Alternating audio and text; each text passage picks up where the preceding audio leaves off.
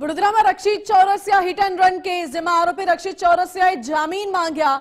Police અરજીનો વિરોધ કરતું સોગંદનામું હવે કોર્ટમાં રજૂ કરશે અને 21 એપ્રિલે કોર્ટમાં જામીન અરજી અંગે વધુ સુનાવણી હાથ ધરાવવાની છે. વધુ જાણકારી સાથે સંવાદદાતા અલ્પેશ સુથાર જોડાયા છે. અલ્પેશ, રક્ષિત ચોરસિયાએ જામીનની માંગ કરી છે, જો કે પોલીસ અરજીનો વિરોધ કરતું સોગંદનામું મૂકશે. શું અપડેટ્સ?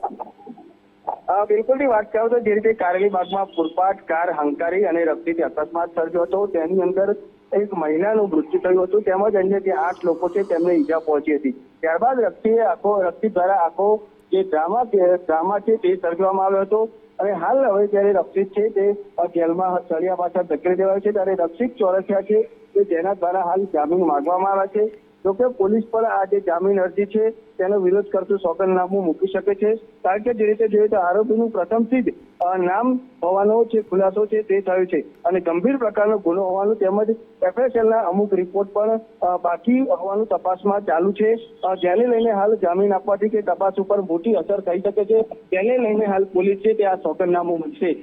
જોકે સમગ્ર મામલે આજે જામીન અરજી છે તેને લઈને અદાલતની અંદર 21 એપ્રિલના રોજ સુનાવણી પણ કરવામાં આવશે.